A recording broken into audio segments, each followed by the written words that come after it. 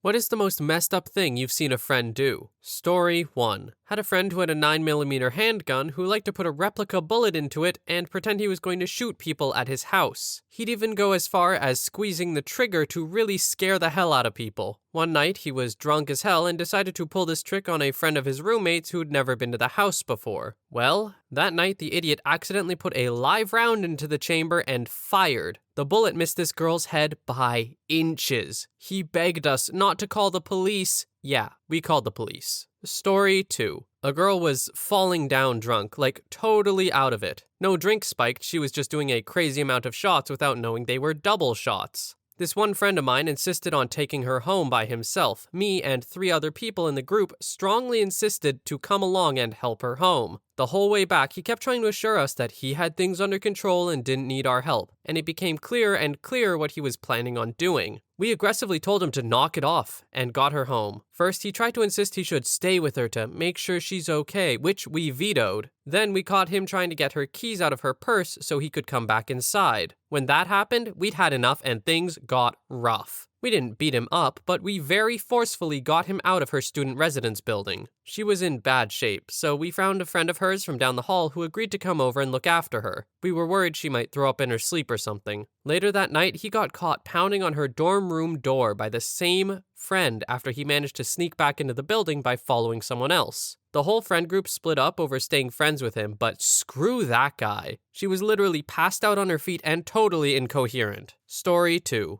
My ex, I was 18, had a friend stay over after we all got high and watched a movie. She, my girlfriend, insisted that I sleep on the couch so they could share the bed. Sure, no problem, I'm gonna keep smoking anyway. I don't know how much later it was, but I heard a weird noise and I couldn't tell if it was the TV or not. I muted the TV and waited, and then I heard a muffled moan. I'm thinking, nah, not possible. But then I heard another, much clearer moan. I got up, went to the bedroom, opened the door, and there was my girlfriend, naked, with her thighs wrapped around her friend's head. I stood there for what seemed like an eternity, trying to process what I'm seeing, when her friend, without even lifting her head, tells me to shut the door. I closed the door and bailed from the apartment. As I was backing out of the driveway, the ex came running out, still naked, yelling that her friend agreed to a threesome. Nah, I left anyway. I went to a friend's house, told the story. They both called me a coward and told me to go back there and bang them both, but it just didn't feel right. Like, I didn't catch her getting railed by some dude, but she was still cheating on me. Story 4. Was out for the night with 2 of my friends, and we were all crashing at one of their parents' houses that night. Get drunk, head home, and decide to grab some snacks from the kitchen before hitting the sack. Out of nowhere, my friend gets a watermelon out of the fridge and dares my other friend to bang it. We're teenage lads at this point, so we all find it hilarious, especially when my friend actually does put his dong in the thing. But that's not the screwed up bit. My friend whose house it was then takes the banged watermelon, screams, "Yeah!" and starts to eat where it had been banged. He then threw it full force into the wall and then went to bed. Needless to say, me and the watermelon banger went to bed that night feeling a little weird about the dong melon munching friend. Never stayed there again. Story 5. My best friend had just broken up with my brother, who had moved over 1,000 miles and changed jobs to be with her, citing personal differences. My brother was devastated, but I tried to respect her decision and be a source of support for both of them, especially because they truly weren't the best fit. But then she shared with me, because she knew I loved her and would be happy for her so long as she was happy, that she'd been cheating on my brother for the past month and had found her soulmate. The depth of my brother's heartbreak, already immense, was further compounded by the infidelity. To my bewilderment, she truly couldn't understand why I was ending the friendship. She seemed so distraught that I would end a years-long relationship over something so small. And I still can't comprehend why she thought telling me would result in anything other than a complete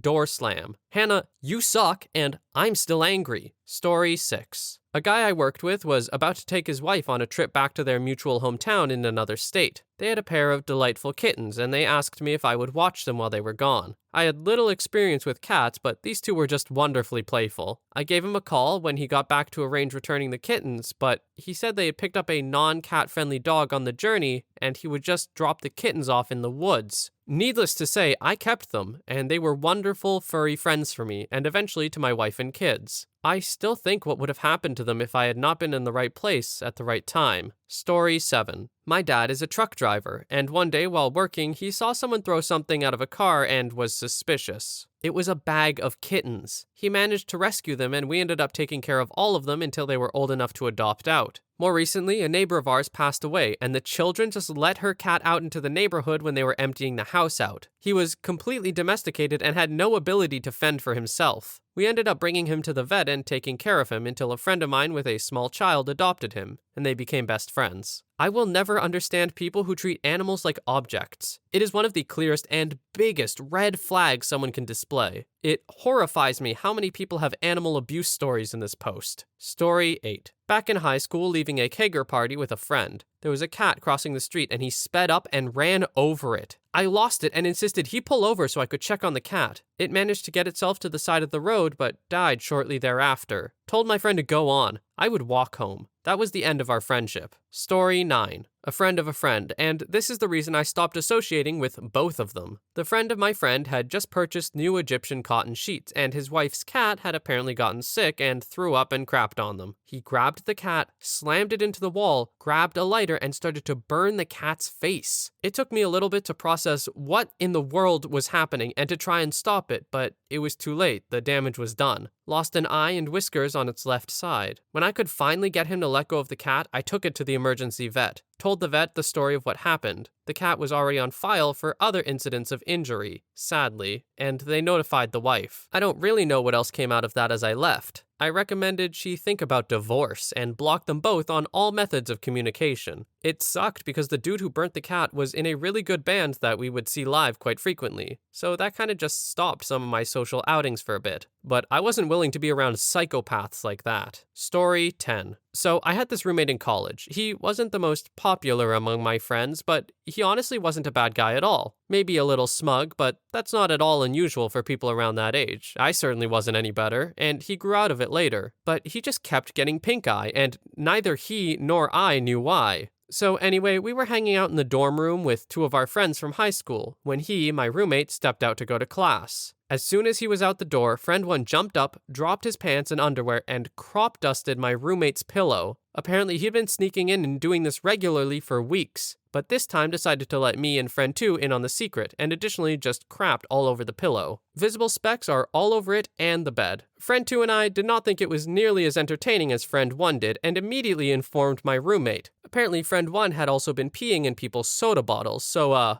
yeah, we dropped him from the group pretty thoroughly after that. Story 11. I went on holiday for a week and asked my best friend to pop in and feed my cat. He lived a few doors away. When I got back, my cat was laying by the back door of my house. Went inside and his bowl was empty. I called him and asked when the last time he fed him, and he said, "Oh yeah, I forgot." My cat had been outside for a week with no food or water. I haven't spoken to him in 12 years. Story 12. Had a friend/roommate do that to my cats. I was going to see my family for a week, so I asked her to please feed my cats and scoop their litter box while I'm gone. She had 2 cats of her own, so I wasn't asking her to do anything she wasn't already doing, and I had done the same for her in the past. Came back after a week, and not only were their food bowls empty, their water bowl was bone dry, and both their beds were filled with crap, because she never scooped the litter, and they will stop using it if it's too dirty. I was livid. But since I was living in the house she owned and paying her rent, I didn't feel like I had any recourse but to just keep my mouth shut and move out as fast as possible. Screw you, Kaya. Story 13. In college, I set my female best friend up with my male best friend. They really hit it off, and she would make the 2-hour drive from her school to visit mine to visit him every other weekend. They slept together probably around 20 times. This will be relevant, I promise. Well, one day we were on the phone and she was telling me some spicy details about her last encounter with him, and how much it feels better without a rubber. My male friend is an extremely anxious person, so I asked her how he was okay with not using protection, since she had herpes. She said, "Oh, I guess I forgot to tell him." I stopped in my tracks and asked how she forgot to mention that detail in any of their hookups. And I demanded she call him immediately to come clean and tell him to get tested.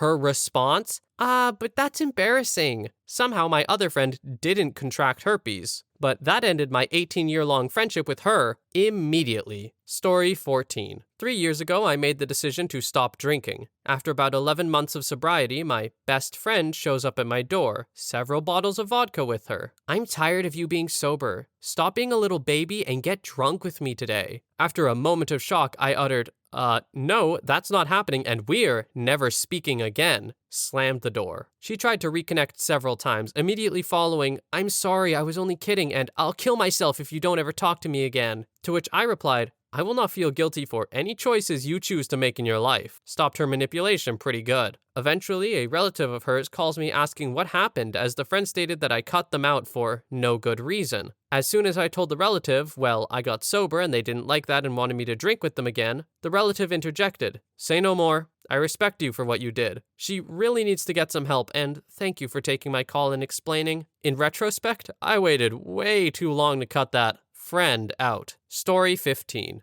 Had a female friend who set me up with a friend of hers. I texted for a month or so with said friend, only to find out it was my other friend, or who I thought was my friend, catfishing me. Why she did this was beyond me, and I didn't think it was funny, obviously, but it really screwed with my head a great deal. And when me and my other friends called her out on it, with more than enough evidence to prove that she did it, she still denied it. I couldn't talk or wanted to talk to women for about a year, so I was pretty screwed up from it. Story 16. He had helped me model for one of his photo shoots that was set on top of a very large building. When he asked me to move to the edge, he kept talking about how cool it would be to capture someone's death from a building in real time. At this point, I was getting somewhat nervous. Then he gave me a little shove. I backed away and almost slipped. His response? See, that could have been so cool. You have mental health issues anyway. Why don't you just do it and you'll be posthumously famous, which will give your life meaning. Now, keep in mind this is paraphrased since it's been a long time ago, but that was the gist of it, and I've never forgotten how it made me feel. After that, I started to gradually cut this person from my life out of the fear that he would try to hurt me for the sake of his art. Yes, screw that guy. Story 17. Heard a friend at uni. One day he called his girlfriend 3 times. First call, 5 minutes of the most screwed up verbal aggression I ever heard. Second call, loving boyfriend, perfect son-in-law. Third call, worse than the first one. I told him to never speak to me again, and he was the worst human being I have ever met. No one has been that honest with him before, and he really wanted to become a close friend to me after that. No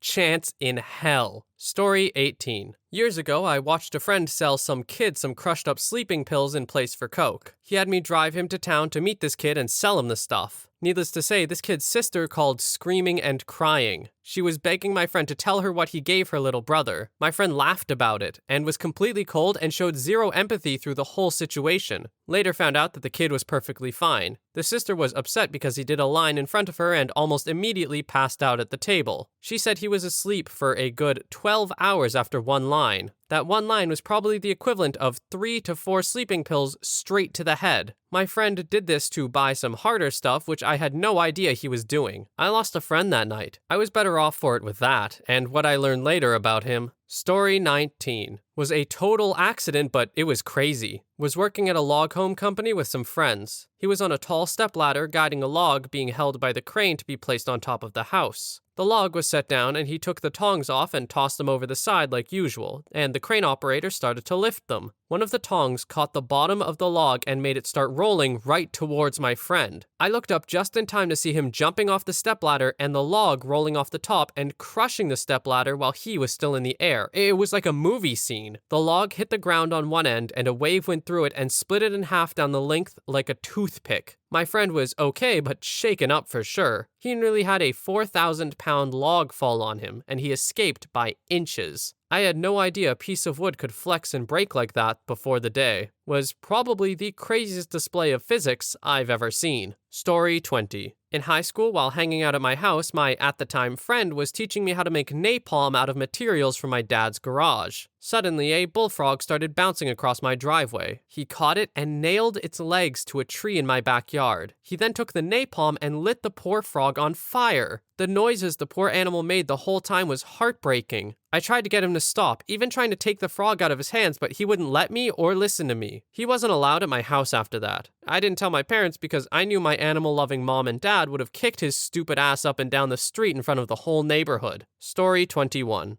We had this event at our college and my friend made a script for it. He was doing stand-up comedy. He goes to the stage and then proceeds to make fun of the way I look, the way I walk, and the way I talk. Everyone was looking at me. I've never felt so embarrassed in my life. I told him multiple times that I wasn't comfortable with him talking about me, but he just didn't listen. I was just recently getting confident about the way that I look, and now I'm terrified going to uni because I don't want to be bullied or made fun of. It isn't much compared to the other stories here, though. Edit. Thank you all for helping me out. I'm already getting some of my confidence back. I know it's not much, but I changed my profile picture to a photo of myself. I don't know why, but I think it has something to do with me being a bit more confident. Also, I'm really touched by how a lot of you reached out to me and helped me with what I went through. I'm really grateful for all the support and kind messages and comments that I've received. Thank you. I will try to make you all proud. Thank you from the bottom of my heart. I love you all. Story 22. A girl I was close with for quite a while. We'd slept together a few times. She invited me to a house party, insisted that she wanted it to be the night that we would make our involvement public. About an hour into the party, she goes off into another room with a different guy. Spends the whole night there. Clearly, her friends had been briefed about her intention to hook up with me because they proceeded to lecture me on how sleeping with a drunk girl would be taking advantage, and that I shouldn't put my desire to lose my virginity ahead of common decency. She was the first girl I slept with. As people weren't aware of that, they therefore thought I was a virgin. I spilled the beans that it actually wasn't the first time, and that she's been involved with me previously, but that didn't change the fact that she was off with some other guy that night. So instead of my original plan of spending the next day with her, I canceled my leave and went into work. Not the best idea considering I had hardly slept out of sheer frustration. After work, I received a call. It turned out that my actions had sparked a huge argument, and the girl was mad at me for telling her friends and ruining our little secret. Should have taken that as enough of a warning sign to end things entirely. But I was stupid and stayed around her for years after that. Story 23. A good friend of mine had declared herself child-free when we were in our mid-20s, but gradually became very aggressively child-free and very dogmatic about it. She was openly spiteful towards kids and parents and took some joy in being confrontational with them in public. She had struggled with mental health for years, and when she was in an upswing and on meds, she would lighten up about it. She still didn't like kids, but wasn't so vocally against them. When I announced my wife was pregnant, she tried for a few months to deal with it. One day, she sent me a message where she was telling me that she was really worried that I wouldn't be able to provide enough for the kid. I lost a job in '08 and struggled for a couple years, but by this time I owned a business and was making 6 figures a year. She reiterated that it was going to kill my freedom, make me miserable, etc., and that we should consider abortion. It was hurtful to read, but I knew that some of it was likely her illness flaring up. I sent her back the most diplomatic message I could, and she held her tongue for some time after. Never had anything to say one way or the other about our daughter. That kept us at arm's length as friends. I posted a picture of me holding our daughter, then about a year old, on the beach. She had a huge smile and was laughing and happy. She sent me a scathing